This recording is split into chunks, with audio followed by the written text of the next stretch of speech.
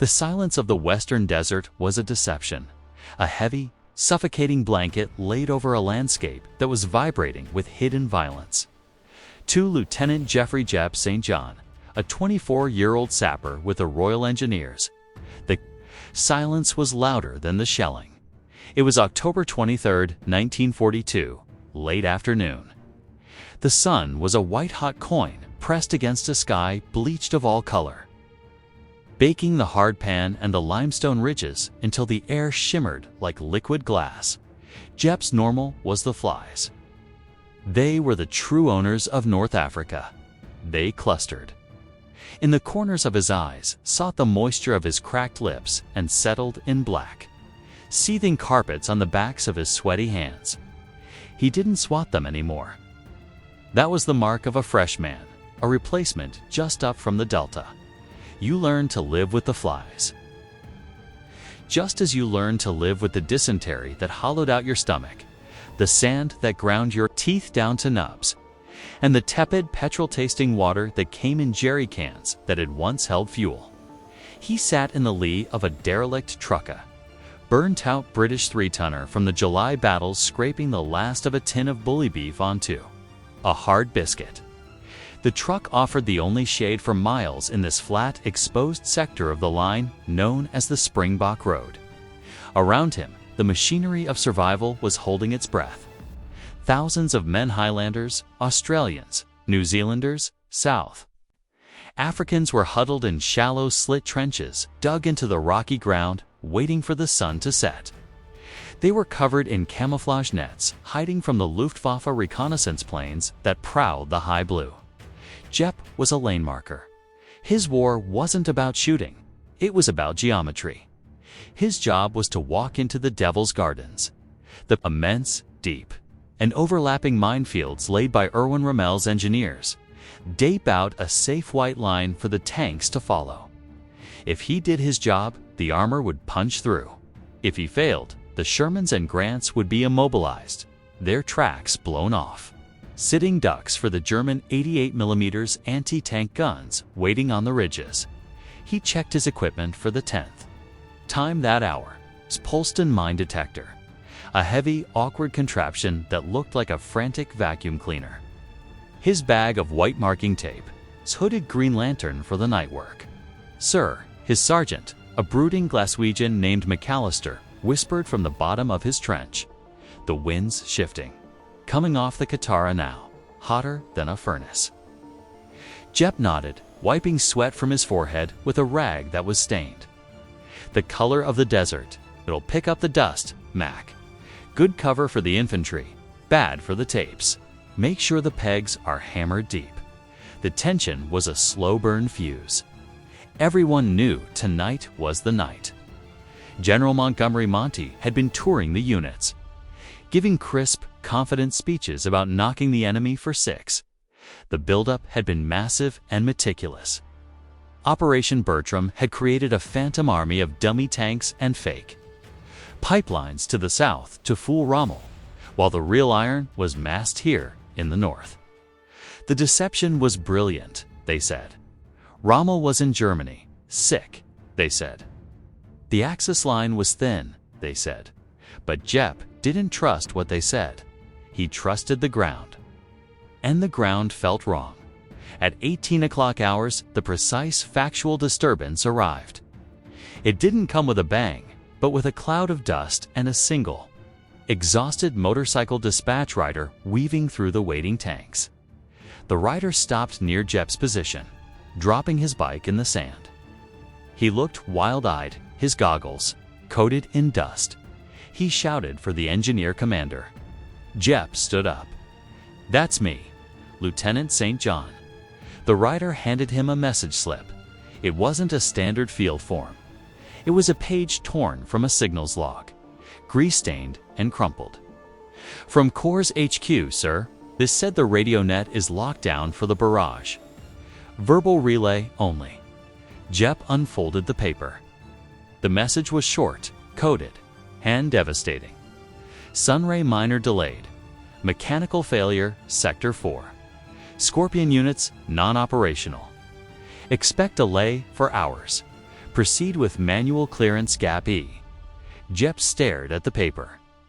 Sunray Minor. That was the code for the Matilda Scorpion. Flail tanks.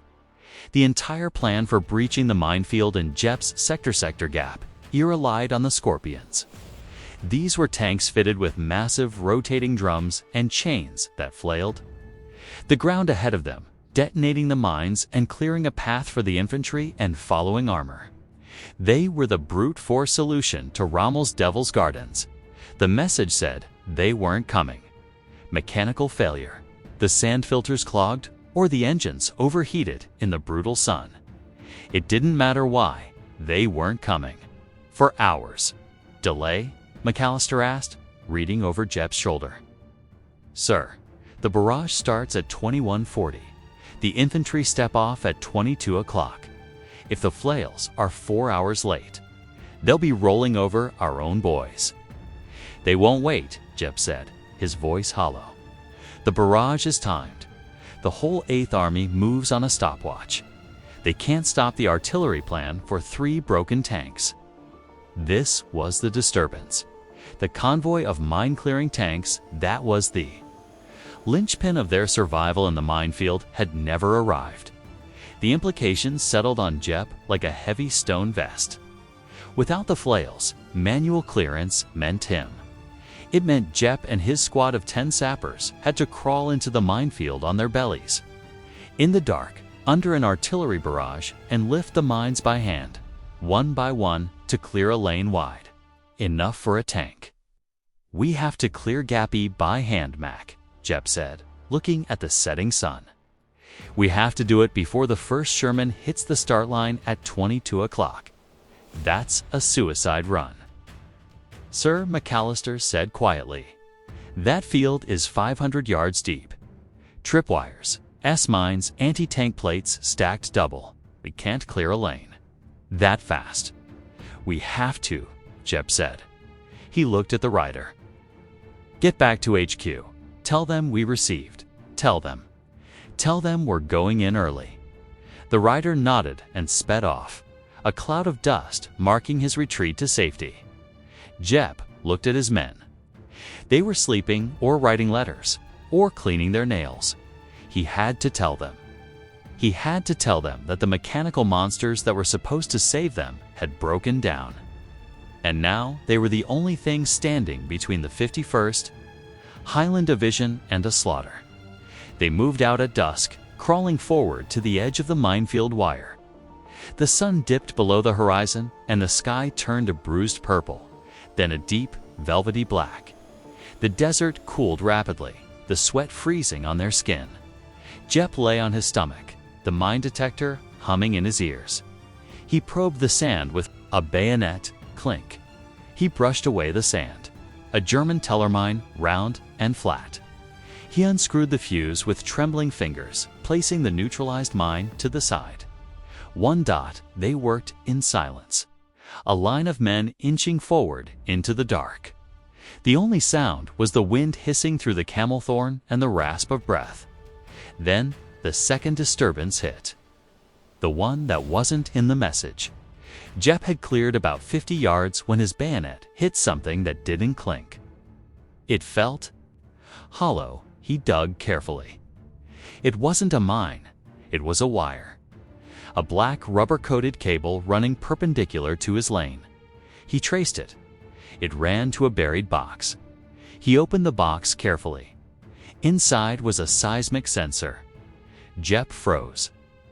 This wasn't standard Rommel defensive doctrine. The Germans used pressure. Mines, tripwires, magnetic mines. They didn't use seismic detonators wired to remote charges. This was new. This was sophisticated. He looked ahead, straining his eyes through the gloom.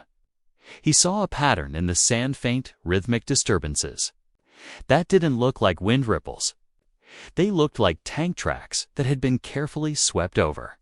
He realized the horror of the trap. The Germans hadn't just laid a minefield. They had laid a bait field. They had left this lane specifically weak in standard mines to funnel the British attack into it. but rigged it with remote charges or precised heavy artillery sensors. The map the meticulously detailed intelligence map Monty's staff had produced, claiming to know every German nut and bolts, showed this as a standard single belt minefield. It was wrong. Jep crawled back to McAllister. Mac, look at this. Remote wires. And look at the depth.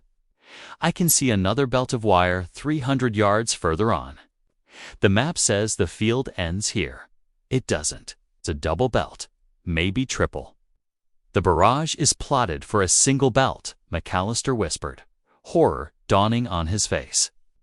The creeping barrage will lift and move forward, thinking the infantry are through. But they won't be through. They'll be stuck on the second belt in the open without cover fire. Jep looked at his watch. 21:30. 10 minutes to the barrage. He grabbed the field telephone he had dragged with him. He cranked the handle. Sunray, Sunray. This is Sapper 1. Priority flash. Static, then a voice, faint and garbled. Sapper 1. Maintain radio silence. Barrage imminent. No. Listen. The intelligence is wrong. Gap E is a double belt. The barrage lift is too fast. You have to delay the lift. You have to hold the fire. 1. Get off the net. Orders are locked. Atchower is -8 minutes. The map is wrong. There are seismic traps. The scorpions aren't here. We can't clear it in time. Disregard. Sapper 1. Good luck. Out. Out.